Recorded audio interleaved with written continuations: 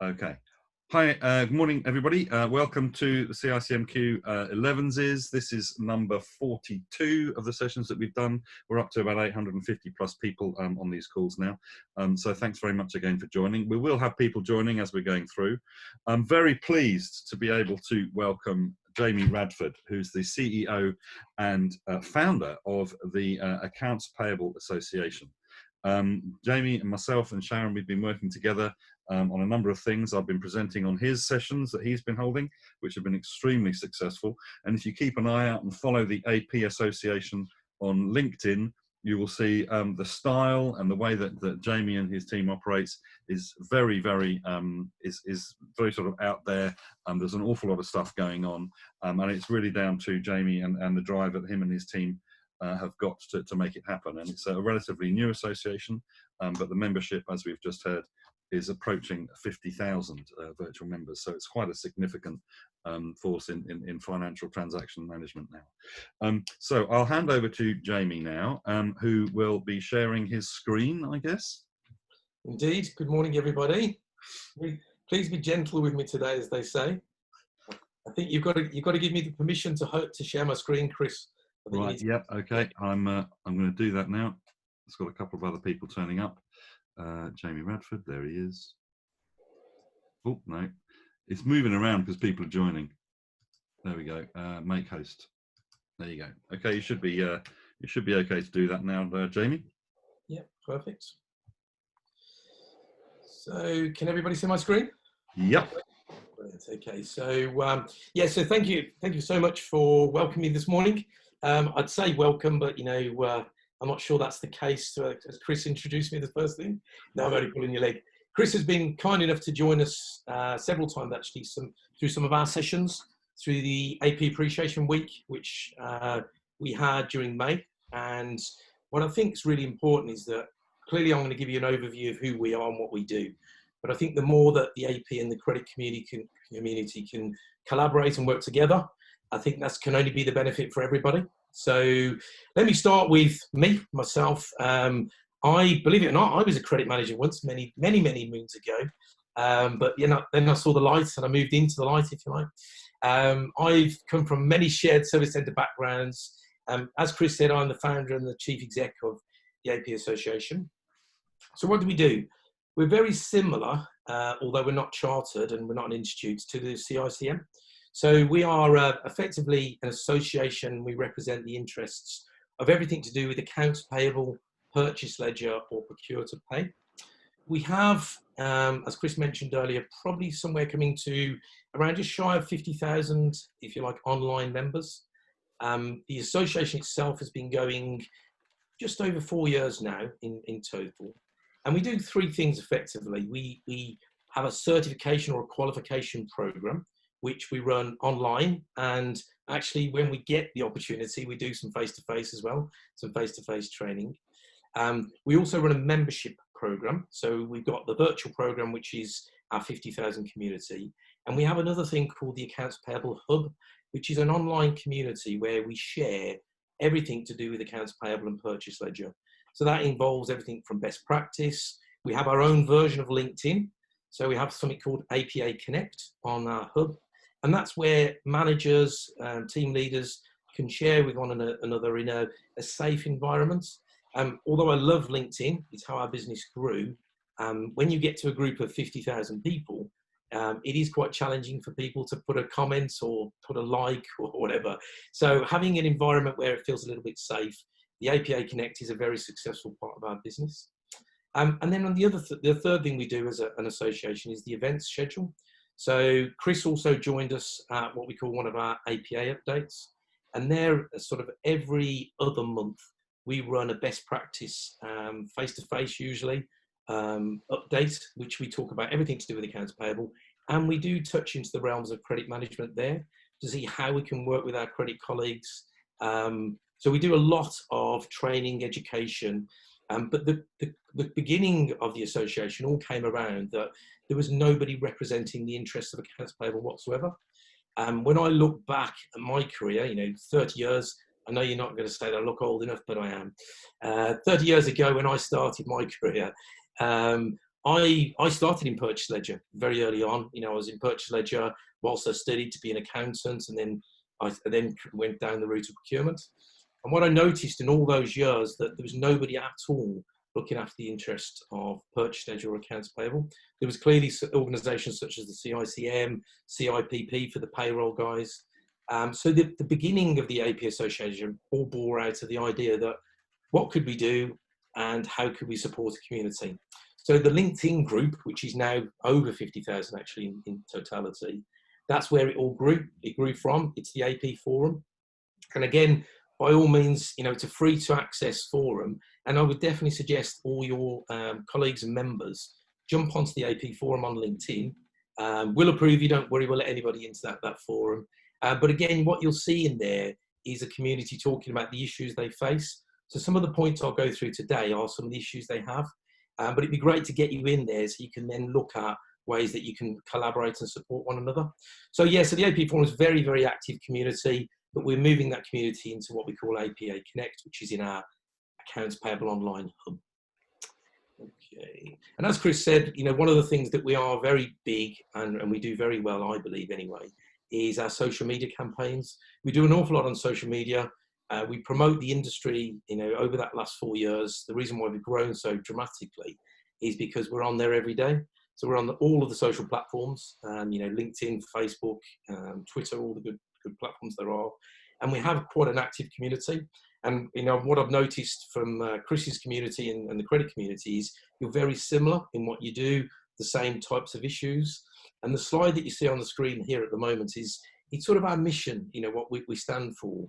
And when we set up the association early doors, there was 3 things we wanted to try and sort of raise the awareness of. And that's the recognition, the reward, and actually giving this community a voice. And that's what we stand by even today. So when you hear, you know, some of the slides I'll go through later, recognition, you know, I don't know if it's the same in the credit world, but the AP teams tend to be shoved in the corner, not loved. They're not part of an exclusive accounting group. The reward elements, the salaries tend to be a little lower than their other finance colleagues. And the voice elements, not very rarely do they get a voice around sort of executive tables. They have to go through other channels. So those are the 3 things that we do as an association to try and raise the profile. And I think we're doing a good job, and our members support us to do that, but it's an ever-growing thing. You know, we've got to keep pushing that out. So it's great that I can come and join forums such as yours to try and get that collaboration working as well.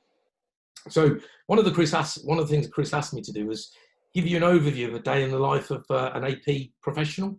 And I think the next slide will not only by the picture, but also demonstrate what they do day to day. Just 2 seconds. There we go. So yeah, mounds of paper. I'm sure that you guys in credit, all you're doing is just sending out invoices on the phone. Surely you don't have any paperwork. I know that's not the case. So if you go down the list, you know, from the time they open the post, and then they answer a call, and then they deal with the backlog, then they answer the call. And the point really here is that, yes, it's a transactional role, and there's lots of things that an accounts payable person does, which is a very transactional role in terms of paper. Even if they've got things like scanning, they've got automation in place, it's still a very manual process in terms of paperwork. Some of the comments that we were having before the call started were about, you know, checks in the post. Can you send me a duplicate of the invoice? You know, the approval's not come through. And you know what? It sounds as though that these are excuses, and probably they are, but the reality is this is the day in the life of an AP person. The approval path that people have to go through to get an accounts purchase ledger invoice approved is not an easy one. And it starts really from the start of the purchase order process. Now, again, I know as you guys as credit professionals, you all understand the importance of obtaining a purchase order. That's the legal document to make sure that you can go and get your cash. But internally, from an accounts payable point of view, far too often, either purchase orders are raised after the event of an invoice, or they're not received at all. So they always seem to be chasing the tail. So the reality is, and you'll see the quote at the bottom, the way that an accounts payable person feels and thinks is that it is a thankless task. Every time they turn up to work, they've got mounds of paperwork, whether that's virtually or on their desk.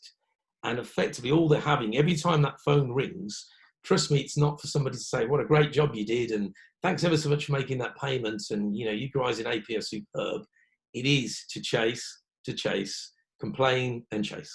And that's the life of an AP person. So effectively, this isn't me getting out the violin and asking for some hugs and support, but it's just really to highlight that the life of an AP person is very transactional. It's a process that they sit at the end of in terms of the end-to-end process, and they take a lot of flack for that as well. So whereas people in their organization may order goods, they may not get the right approvals, they might not do that in a timely fashion, they may even not get the approval to actually bring the suppliers on in terms of boarding the suppliers. But because the AP function sits at the end, i.e. the payment area, they get the flack not only internally but externally from organisations such as yourselves, chasing them for payment. All right. So that's my soapbox bit about the AP part. So what are the AP's biggest issues? I thought we'd cover this. So approval process, and we jest about this one, but it's the bane of an AP clerk's or an AP person's life. Everything from chasing internal approval to payment approval, payment run approval. These are a real issue in the world of accounts payable. And when you look at the end-to-end process from requisition to purchase order to invoice processing to then reconciliation and payments, and then also things like statement recs, the approval takes far too long. And actually, if you look at the cycle of an invoice, we do a lot of surveys as an industry, and if you look at what's the blocker, a lot of the time it's either the initial raising of the purchase order or boarding the supplier in the first place, or the approval process.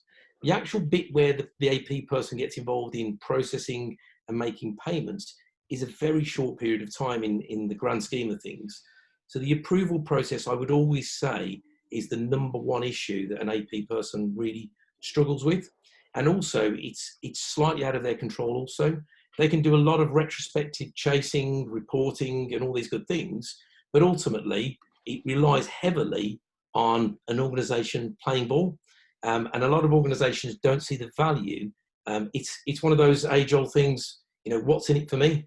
Once I've raised my order, or if I haven't raised my order, once I've got the goods or service that I've asked for, why should I bother raising a retrospective order, approving an invoice? I've already had what I need. This is just an internal bit of paperwork. So that's the thing that these guys face every day of the week. So again, this isn't an excuse, but just to make you aware that the approval process is a real issue in the world of AP. The next part is fraud prevention. Now, I've got a slide further on about COVID. Fraud in accounts payable has always been a big issue. You've got new suppliers being boarded. Are they being boarded correctly? You've got invoices that are coming in all different formats, whether that's electronic, whether that's paper, whether that's sent. If you've got a shared service center organization or a central finance function where invoices are sent all over the place to branches or regions. And when they eventually get into the AP world and they either get scanned or processed, you also have to take that element of fraud. You have to take those sort of proactive and reactive type controls around that. And again, if you look at the risk factor for an AP person, they get an order which they have to match to. They have to look at bank details before they make payments. And then once they've actually processed that invoice and they press that button to make that payment to go, there's an element of fingers crossed to it also, because they put a lot of time and effort into all those proactive and reactive control elements. But the fraudsters will always find a way around those. And what we've seen during COVID is just new ways of to try and commit fraud, from email phishing, those have just gone through the roof, to people sending invoices, skewed invoices. And we did talk about this earlier as well, about sending lots of duplicate invoices in at the request of an accounts payable person. But what the AP world have seen over the last month or two is just an influx of invoices from legitimate suppliers and credit control communities. But they have to take the time and effort to go and validate those invoices to make sure they're not actually then making fraudulent or duplicate payments. So that's why I think when we sort of survey our audience, they all seem to tell us that actually they're taking a little bit more time not only because they're working from home, obviously because of the COVID situation, because of nervousness, and they have to try and put these controls in place to make sure they've got the risk element reduced wherever possible because of the fraud that comes in. So things like duplicate invoices, it's the bane of an AP's world. Anybody that uses any form of ERP system will know that ERP systems aren't the greatest in terms of transactional finance. They're very good at the back end, for reporting and the accounting world, but in terms of transactional areas, they struggle. He's on the call, I'll make someone to get off, okay? So from a I thought it was a comment on duplicate invoices then. So from a point of view of duplicate invoices and transactional errors, these are formulated because of the inefficiencies usually of ERP systems. So what you usually find in an AP world is that they have retrospective or reactive controls and also reactive reports that they run. So they usually run reports once a month and look for any duplicates, any transactional errors, and they usually have a set of KPIs that run around those to see how many transactional errors they've had, how many duplicate invoices they've got, and but they always tend to have to run those after the event. There isn't really a lot of software out there that avoid duplicate invoices and those good things. Another area, big issue for AP is technology. As I mentioned earlier, AP rely heavily on transactional technology, things like scanning solutions. They've got RPA technology that's coming in, robotics and automation bits of software. And although, I'm pretty sure that we have, as an association, we have a lot of partners that support the association with their automation software, and they support our customers. None of them are foolproof. None of them give you 100% efficiency. So even if you're scanning and you're putting through, things through robots and AI and automation, there's still very much a manual intervention that needs to happen. So technology is a bit of a blocker on behalf of AP. And also when you look at technology, and I'm pretty sure it's the same in the credit world, it's the training elements as well. So not only have you got to learn new technologies and make sure that you're learning not only your internal technology, then also the technology of your suppliers. So a lot of our world is now evolved around like payments organizations, where people use organizations such as Bassware, where the credit community will raise their invoices into a payment hub, and then the AP world have to go and make the payments via a payment hub such as Bassware. So there's lots of technologies that the AP community have to learn. And on top of that, and I'm not sure how the attrition rate looks in the credit world, I'd imagine at the moment, you're the golden children at the moment, or golden child, trying to collect all that cash. But in the world of AP, if you go through, it's a job that not a lot of people sort of choose as a career day one. It's not really, really highly paid. It's taken a while for them to get some recognition. And there's also a lot of risk and with limited reward.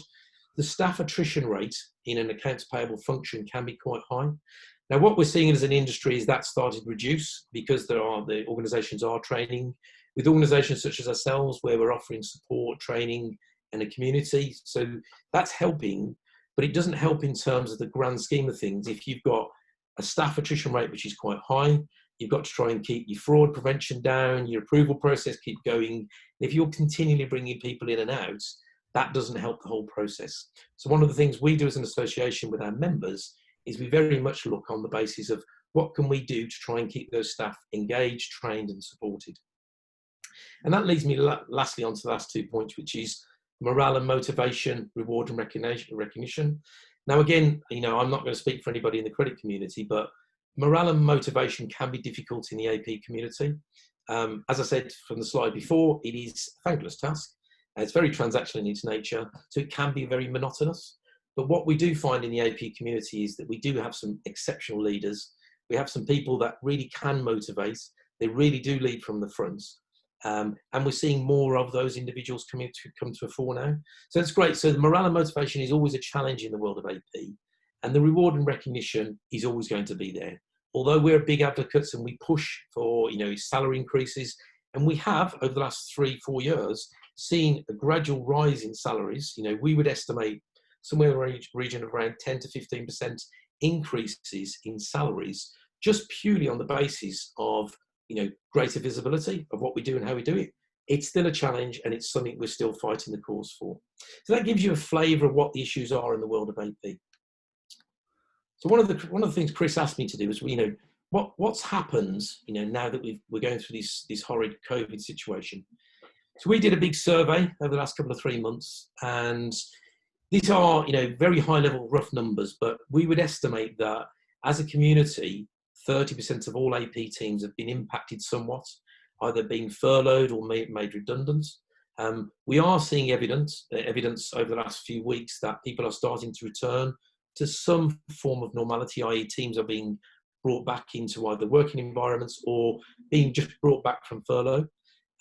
What that has done, though, in terms of the impact to an AP team is, and the very last point on this slide is doing more with less. So we have teams of, we have customers who are in the construction industry who are hit quite hard during these situations. And where they'd had 20 or 30 AP clerks, processing invoices, they went down to 5 or 6 people. So they were impacted dramatically through the last 3 months. But the invoice volumes, although went down slightly, the invoice volumes were still there. So they were trying to do an awful lot more with a lot less. And although we're seeing, an increase now in people coming back into working environments, it's still going to be there for some time. So again, from a credit community point of view, just be aware that those teams have been impacted. There'll probably be less people there to reach out to them. So, what we're hearing on the grapevine is that people are looking at, things like technologies to assist, things where they can use things like automated statement reconciliations. So where you guys are sending statements to the AP community, chasing debts or whatever, what they're looking to do now is, wherever possible, trying to automate that process so they can deal with the exceptions rather than the old ticking and bashing elements, as well as then looking at projects. So there are organisations out there are either investing or continue to invest in automation projects to make sort of the mundane, the transactional areas more effective and more efficient, so they're not heavily reliant on people as much. So that will impact also, but just be aware that's happened to the community already. The fraud risk, as I mentioned earlier, has dramatically been increased during the COVID situation. I've been jumping on global calls with an organisation in the States with a young lady called Mary Schaefer, who's a global expert on risk and fraud prevention. And she's done lots of global surveys, and unfortunately the global risk around fraud is ever increasing. And no doubt it is in the credit community as well. But in the AP world, we've seen a dramatic increase. Now, but what we're doing also is, just as every good community should do, we're at least making the community at large aware of these types of frauds that are happening. So when we're jumping on sort of global webinars, every time we hear about a new fraud, we're educating and letting people know. We're not teaching them how to commit fraud. What we're actually doing is just educating them about the potential of a fraud, but we're also then giving them, evidence of what other people have done and how they can try and combat those areas. But again, it's never going to go away, no matter what risks and controls you put in place and sort of automation providers you will. There's always going to be a manual element that's going to be involved in there. And then the good old common sense element will come into that. And again, there's a slide later on, but this is where I believe it will take a little longer to get approvals, to get invoices processed, because people are very worried about this global risk of fraud. Invoice approval, during lockdown, invoice approval became more difficult. One of the things that amazed us when we did our surveys was that we just assumed everybody had gone to some form of automation, whether that's workflow, sending invoices out for approval, etc. And what we found was that actually there was a lot of council organisations, a lot of NHS trusts that hadn't actually gone down that route already. And they relied heavily on the manual, sending out bits of paper to get signatures on, and actually even going and getting checks signed, which just absolutely amazed me that in this day and age, we're still getting manual checks raised and sent out. And I'm sure from a credit community, you don't care whether it's automated, it's online, or it's a piece of paper or cash. But in the world of accounts payable, the ability for people to make online payments has been around for a long time. Our colleagues in the States, they're way behind us in terms of their ability to make online payments, but they're coming to the fore as well. But it did shock us, over the last couple of months, about the amount of people that actually had to go into the office as individuals to go and pick up pieces of paper, to actually go and do check runs, to get something signed. So there is an awful lot still of manual processes that an accounts payable team has to go through. And then sort of the last point on that slide was the supplier setup. and taking more time. Again, that's just by nature of the lockdown scenario. We're a big advocate of using things like supplier onboarding portals, online portals wherever possible. So we have, partners that do that, and we have a lot of customers that use those type of environments where, and I dare say you guys all have these, or you're aware of them, but that really does speed up the process, where you're making the supplier, sort of have their own data and put their own data into a portal. And it cuts away that whole internal bit of manual bits of paper running, sort of floating around. So again, some of the things we're going to push and promote from a best practice point of view is, wherever possible, look at online supplier portals for your organisation. So, COVID has impacted the AP community quite dramatically, and no doubt it has every community. We are, as a business, we are partnered up with a payroll organisation. And although payroll people tend to be a lot smaller in terms of their team size, they are classified as key workers because of furlough and all the payroll that have been going on. And when we surveyed the payroll organisations as well as the AP organisations, I think there was a little bit of, AP felt a little bit out of place, that they're not classified as key workers also, because they haven't stopped. They've been working from home, no doubt exactly the same as the credit community. So again, one of the things we're looking to do later in the year is our annual conferences in October. We're going to make a big deal of that reward and recognition element to really try and give back to a community of really, let's be honest, and I'm sure the credit community did the same, within 24, 48 hours, they had to pivot and take an entire transactional processing team to remote working. That included technology, fraud, risk, automation, everything had to be then taken to homes. So I think they did an amazing job in such a short period of time, but at the same time, let's not take away all those hours that people put into those. And again, when we survey and we ask them, what they did and didn't like about the whole COVID, they love the area that they can, obviously work at home. But one of the feedback we get quite a lot is that people feel they're doing more hours, they're working different types of hours, but they do feel they're doing more. I'm not sure, again, if that's in the credit community, that it's the same feeling, but maybe when we do some Q&As at the end of it, we can have a chat around that. So the next part was, I mentioned earlier, I did a sort of a global session with my colleague over in the States, Mary Schaefer. And what we thought it'd be interesting to do is get a panel together from around the globe and ask them 7 or 8 different questions, which we just were trying to get, is the AP process the same in all communities in all regions? And also, whilst we went through this COVID scenario, what were their challenges? Are they any different in the different regions? So we were fortunate to be joined by people from around the globe.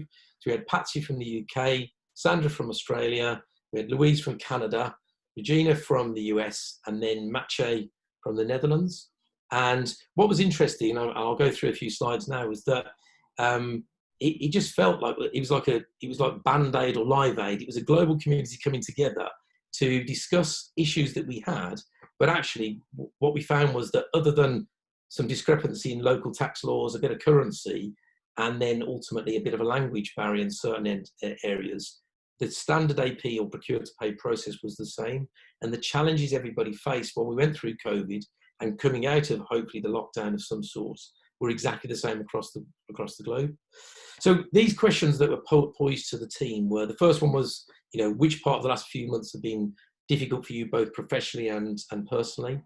And it was a categoric answer from all of them, that the most challenging part really was, one, the pivot to make an organisation go out and sort of pivot within 24 or 48 hours, and really the risk factor about how that was going to go.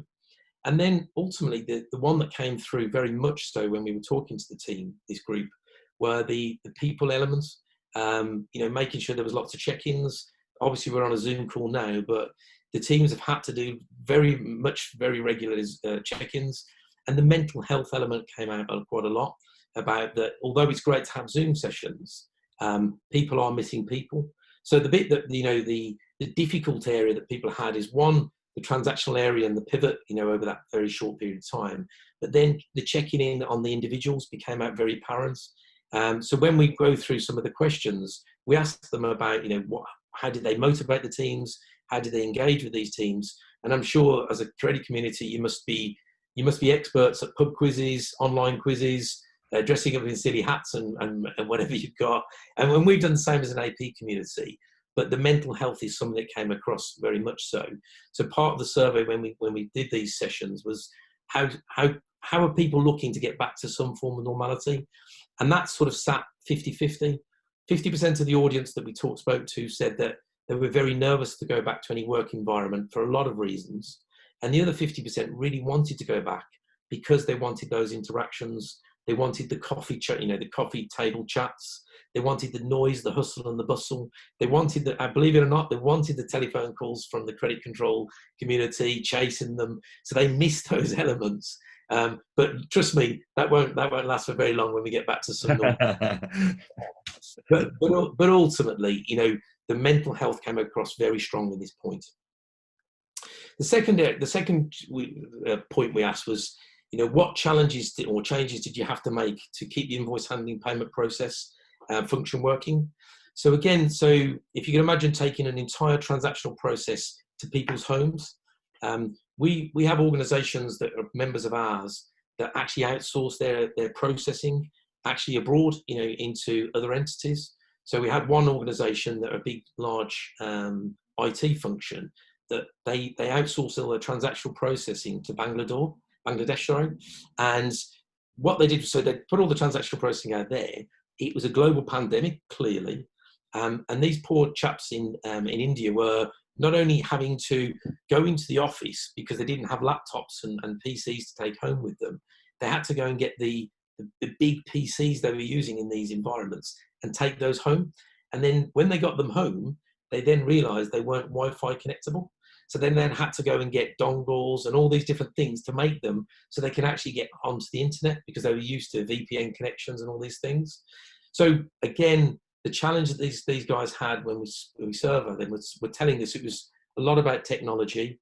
It was a lot about the function itself to make sure that they were checking in very regularly. So, I don't know if it's the same in the credit community, but AP managers tend to have a weekly meeting with their teams wherever possible. What they were telling us, they were having 2-3 times a day meetings with their teams, whether it was individually or as groups, just to make sure that people were up to date with processes. Another challenge in the AP community, and I'm sure it's not the same in the credit community, is that a lot of the time the AP community don't tend to have documented processes and procedures. So when you suddenly then pivot and you send all these things to homes, one of the things you should have at that point is obviously evidence of what are the processes, what are the procedures. So a lot of the time, some of these AP managers have had to then start to write those procedures as well, just as working documents. So again, that was an interesting chat when we had around that point. But again, categorically, it was a global problem. It just wasn't per entity. The third point, and I mentioned it earlier, was technology.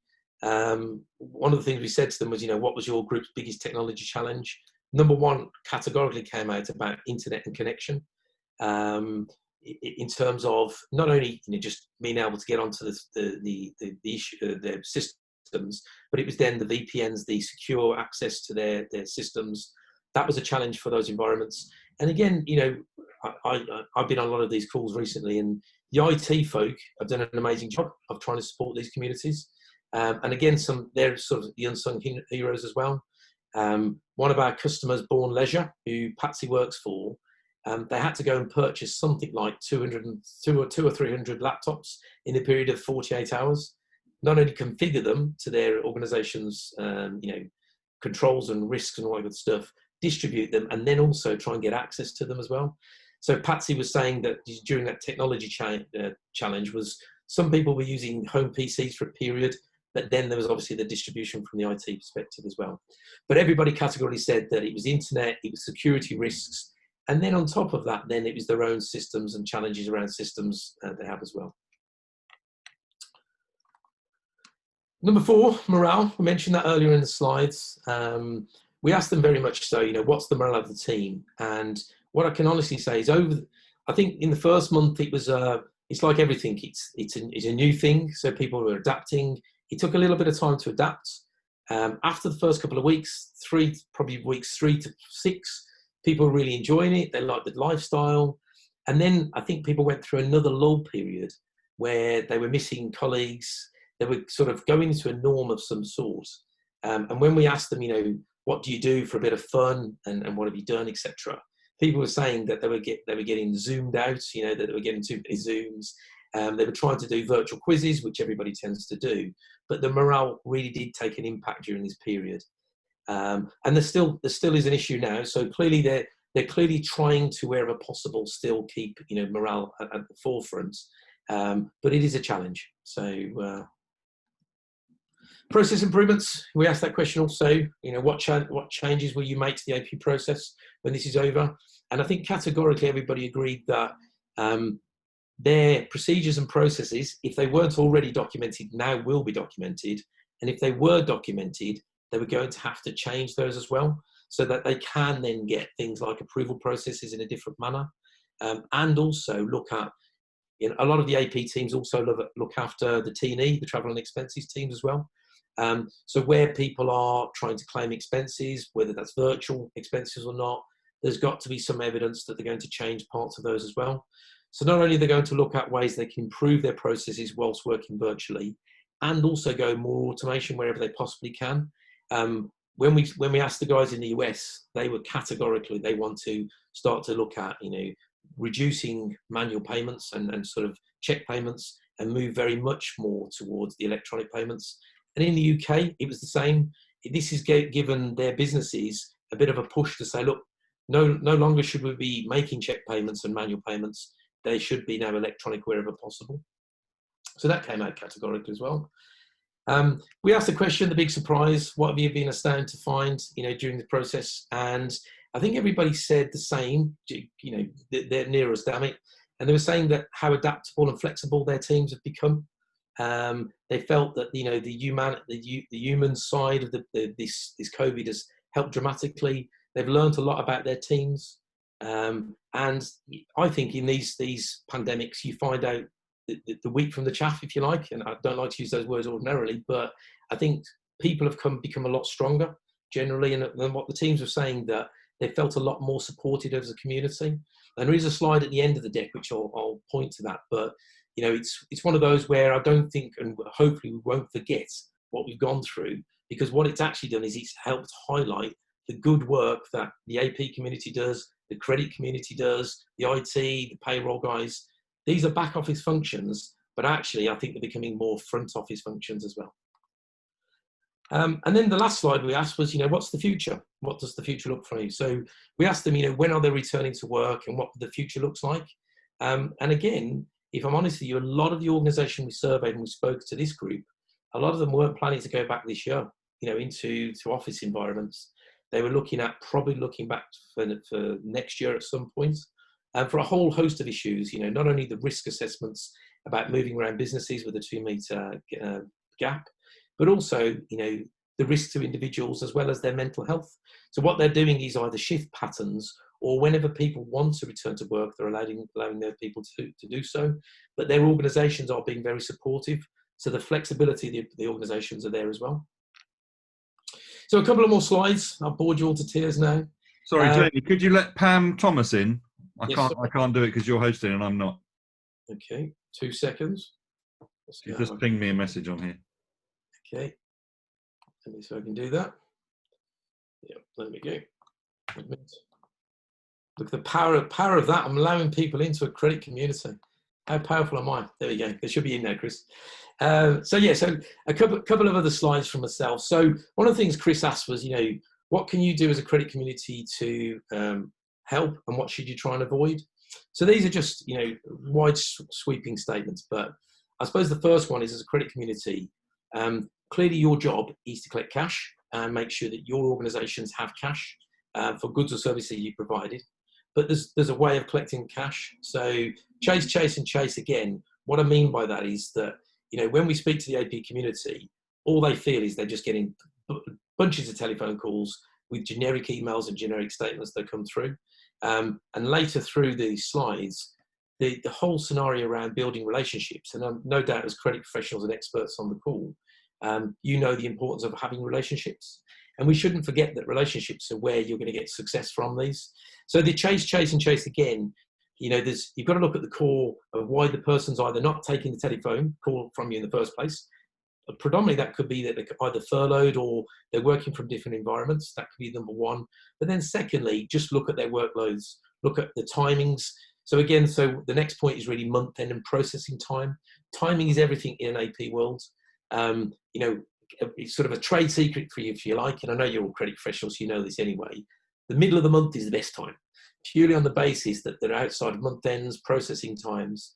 So if you're trying to get somebody on the first of the month to try and chase down debt, then you know you may as well give up, because they're still going through soft or hard close, and also they're going through that process of transactional finance and sort of processing invoices. So if you can, wherever possible, try and time your communication with the AP community as well as you can. That point around sending invoices and duplicate invoices only when asked, and I know we laughed and joked about it earlier today, but what we've seen a big increase on is just organizations sending lots of duplicate invoices into organizations, assuming they're going to get paid because they're bombarding them with the same invoices. Unless it's requested, what people are tending to do now in the communities assume they're fraudulent, so they're putting them to one side because of the global risk and all that sort of stuff. So wherever possible, go to your relationships, send your statements in, hopefully get hold of them via telephone, but avoid wherever possible just randomly sending duplicates in, because as I say, as a community, they're tending to assume they're going to be fraudulent type behaviours. And then, as I say, the last point there is one thing which I know you as a credit community have the same. Please don't forget the struggle the AP team are going through currently. They're doing more with less, smaller teams. They've got their own internal issues. They would love to pay you, I promise they would, but they've got their own internal issues to deal with. The next slide, slide 16. Yeah, so what can you do to speed up the payment process? One of the things that we advise and we push out as a community is the no PO, no pay best practice. And a lot of organizations we talk to, actually during this COVID, are trying to go down that route, even if they're not there currently or they've avoided it prior to this. So effectively, if you've not got a purchase order, you're not going to get paid. That's what that whole process is around. Now, I know that can be challenging depending on the type of supply you give, but that's best practice and something we preach. And again, for you yourselves, if you've got a purchase order that you've got evidence of and you've got an invoice that then clearly matches, it's not out of date, there's plenty of money on the purchase order, you should get paid. But that's the best practice. So that's number one. The elements of statements, you know, I no doubt you do those anyway. But again, if you can at all possible, make those electronic. Try and avoid wherever possible the manual statements of accounts, purely on the basis that I'll tell you what AP teams tend to do. They choose the top vendors or suppliers they want to reconcile statements, and all the other statements go in piles and they go in drawers because they don't have the resource to do those. If you give them electronically and then they go down that route of having electronic statement recs, you more than likely will then get your issues dealt with a little quicker, so you can then hopefully get your cash in a bit closer. We mentioned earlier things like supplier portals and technology generally. So if you can go down the route of electronic invoicing, electronic statements, supplier portals, that absolutely categorically will speed up that process. But I know that's a two-way street as well. And then the last point on here really is the relationship elements. I'm a big advocate of building relationships. I think the whole thing of, you know, Chris is in agreement here, the whole area that credit professionals and AP professionals working collaboratively is a good one. And again, that builds around that relationship area.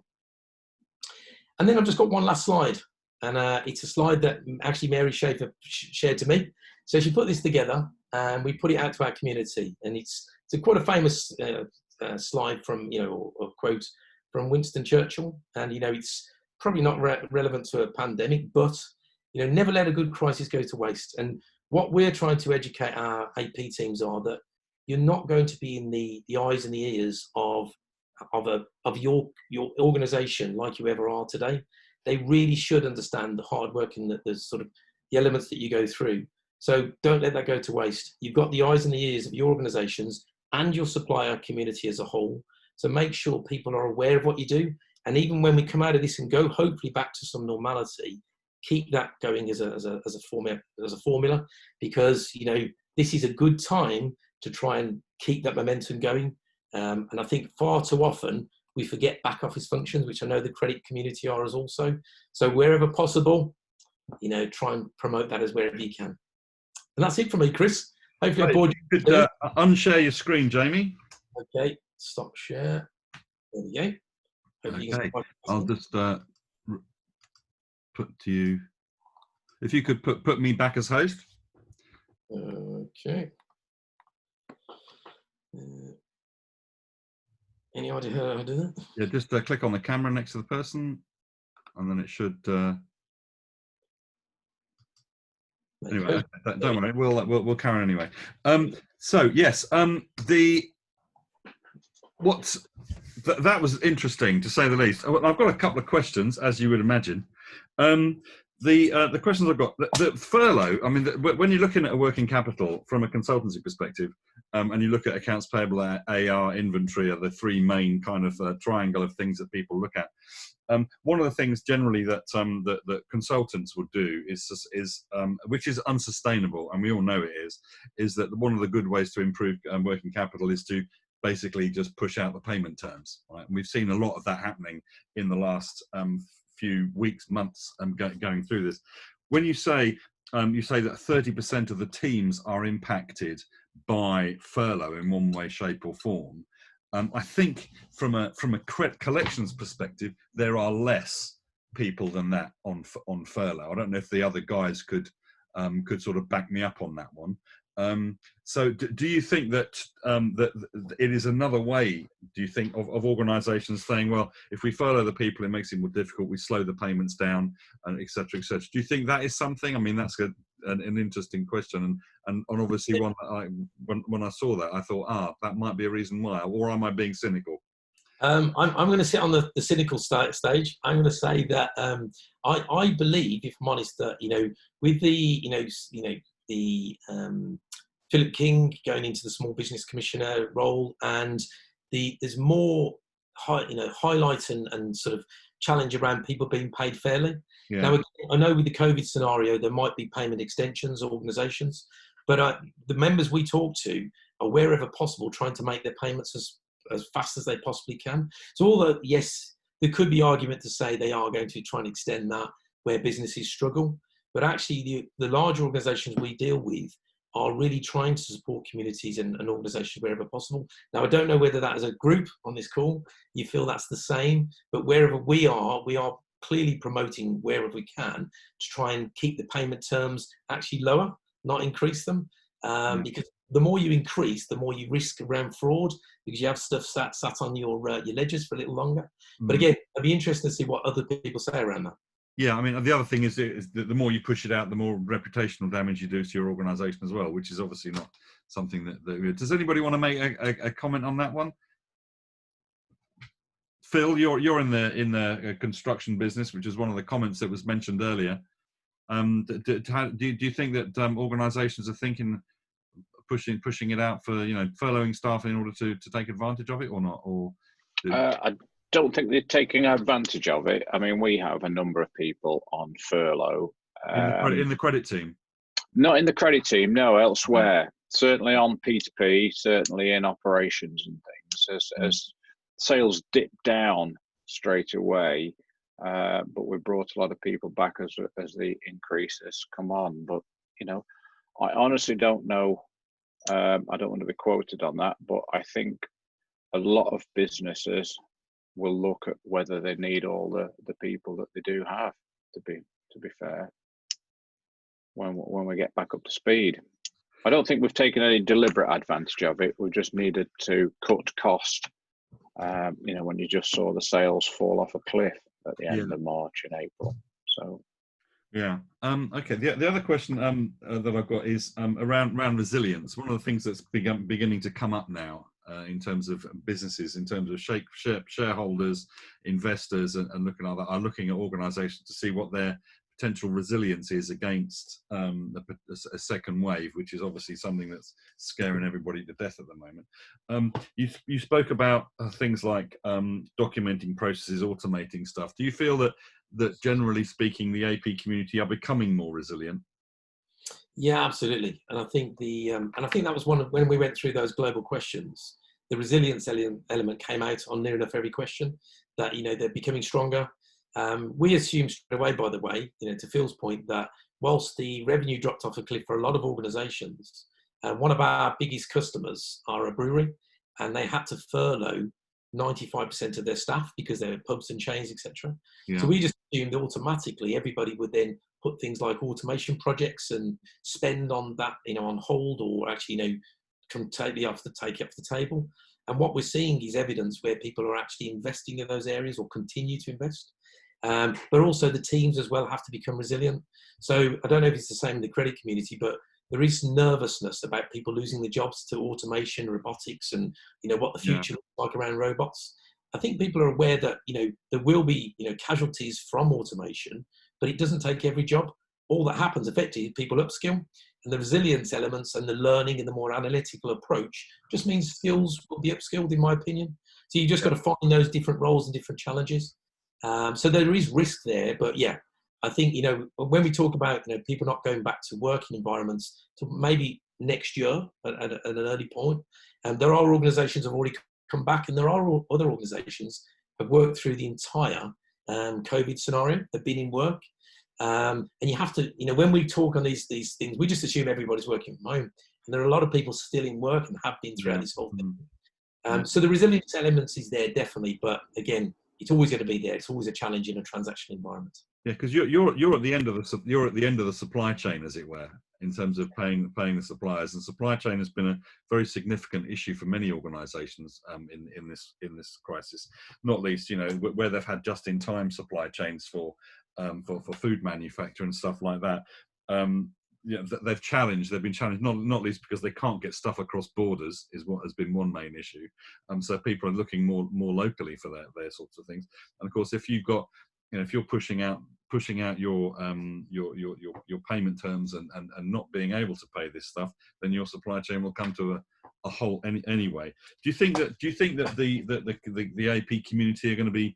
The issue that we have in businesses, I believe, is that we just generally just don't learn the lessons, right? We just go blindly on and do the same thing the next time it comes around, because a lot of the managers have moved on and new CEOs, and they don't seem to sort of look back the 10 years in 2008 and 9 and think, oh, what do we do there? But do you think that this is going to be a bit of a watershed for the AP in terms of how it's going to be managed going forward? Yeah, and I think that that Winston Churchill quote is quite an important one, because never would an AP community be at the forefront of a CEO, a CFO's mind, other than FTE cost. Now, because of the hard work in keeping a business and organisation running, hopefully they'll be aware of that. And let's be honest, they'll have very short memories, no doubt. But it's organisations like you guys as a group, like us as a group. We need to make sure that these people don't forget all the work that had to go into these environments to keep businesses running. Let's be honest, without a credit community collecting cash and an AP community making payments, those businesses just don't transact. So that's a very important factor. I get the payroll bit, people are going to be paid, but actually the two sides of the coin is collecting cash and making payments, fundamentals of a business. Yeah, I couldn't agree more. We've been banging on about, if you haven't asked for stuff now, you should be from in the credit community, because we know that organisations just, there's been lots of projects that have stopped that were very important in February, but what we should be looking is moving the focus across to a lot more resilience. Has anybody got any questions on the call? Because I know we're a little bit over time here. Just want to see if we've got any questions. Let's just check. It's from Jason Brayward. Fantastic presentation, Jamie. Very insightful. Thank you very much. Thank you, Jamie. Made me more sympathetic with accounts payable. Your mission has been accomplished there, Jamie. Well done, you. Okay. You haven't been praised. Yeah, Jason, do you want to make a comment? Yeah, sorry, because I've got to shoot. Everybody knows we're still recording, everybody, just so you know. Okay, I've got a 12 p.m. I've got to get on to, but just a quick question for Jamie. Jamie, obviously, I'm head of credit collections for a credit reference agency, and there's quite a few on here at the moment. Obviously, a lot of the credit reference agencies share trade payment data. Are sort of companies still aware of all that at the moment, that obviously data's still being collected, so it's obviously having an effect on businesses' credit ratings, obviously they're still paying late. I just want to know how that's sort of going on in the COVID, because obviously the credit reference agencies haven't changed their algorithms as such at the moment, but obviously you've got COVID scores, etc., and everything on there to help out on businesses. Yeah, brilliant. A great point, Jason. As I say, I think some businesses are completely oblivious that they're still collecting that data and not realising that absolutely will impact their credit ratings and references later on. But there are other organisations are purely aware of that, and they're doing their very best to try and keep up to date with those. So things like the payment reporting practices, you know, the best practice around that. People are still having to do those reports and those reportings. There's still league table of people are good and bad. Yeah. I think you're absolutely spot on. I think 3 months, 6 months from now, when people are going back to some form of normality and looking for infrastructure projects and credit, you know, wherever they can, that's when the time will tell, 3-6 months from now. Yeah, thank you. Yeah. Thanks very much, Jason. I've got a question here. Do you have a process, this is for Jamie, do you have a process for supplier risk assessments, especially if prepayments are required, or would this sit outside of AP?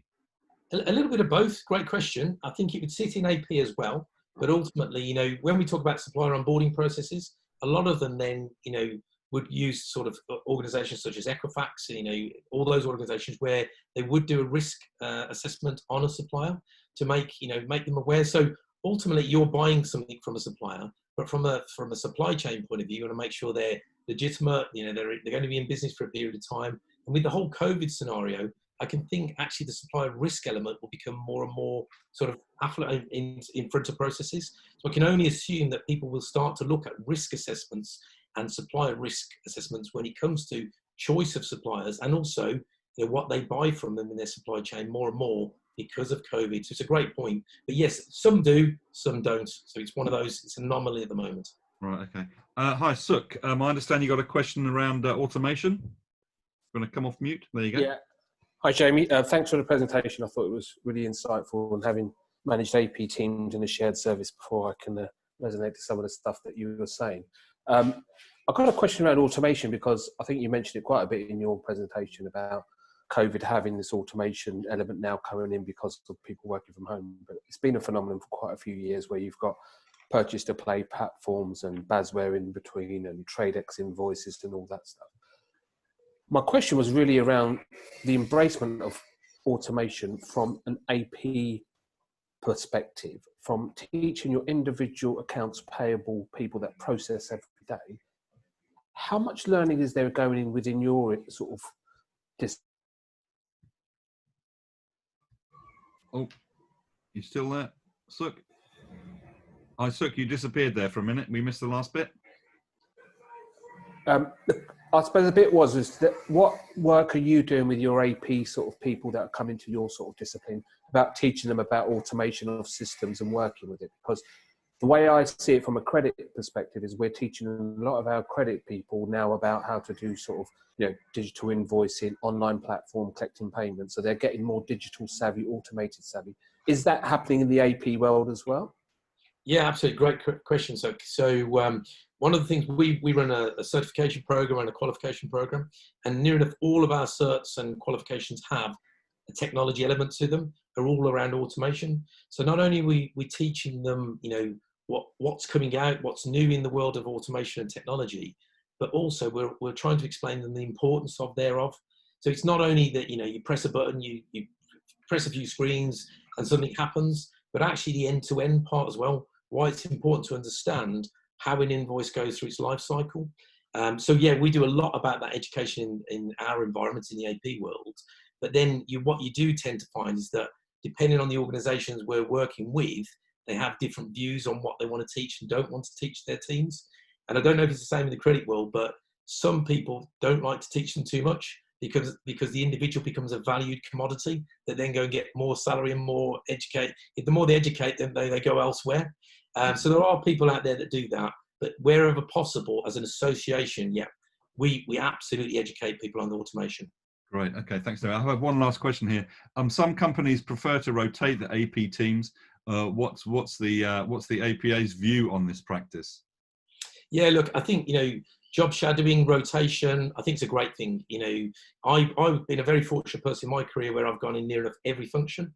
And if you speak to anybody, you know, I'm going to be biased here, by the way, everybody. I think if you want to have a really good view of an organization or a finance people organization, look and start in AP first, because it's the backbone. It's where everything, where the hub is, where everything starts. You learn so much about being in the AP world, but I'm a big believer in the rotation. So not only rotation internally, I love credit control. I haven't got my love AP mug yet, but I've got one somewhere. There you go. I should have come on here. It's behind me, isn't it? Look, but you know what? I'm a big believer in that, and I think, you know, again, we push that out to our managers wherever possible. The one thing we would say is that we're not big fans of being a stepping stone. So where you jump into AP just because you want to be a management accountant. If you can, get your people into AP, train them, educate them, and if you can, retain them. If they're just stepping stones to get to management accountancy or financial accountancy, you'll always be a very attritional rate sort of department. Tony, question? I shouldn't say this, but to support Jamie, senior accounts payable managers and P2P jobs are very well paid, because I look into that as well. But that's you know, so it's not always the transactional stuff, which is true for every sector. Okay, we have one final question, and then after that, I'll switch the recording off. What 3 characteristics should a credit professional have, Jamie? Or what, for a credit professional? Yes. Okay. I have to be careful because you're still recording, I suppose. Yes, indeed, you have to be careful. And you know what? As I say, I've dealt with many a credit professional, and I think, you know, empathy. You've got to have good communication skills and an understanding and flexible approach.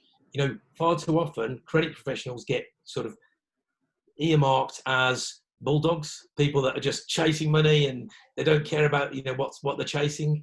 I don't believe that. The people that ultimately are more successful are the people with a bit of empathy. They understand the process and they build those relationships and they're good at communicating. That's my view of the world. Okay, great. Thanks very much, Jamie. I'm just going to stop the recording now. So it's Jamie. Thanks very much, Jamie. Brilliant presentation. Thanks very much. I'm just going to stop the recording now.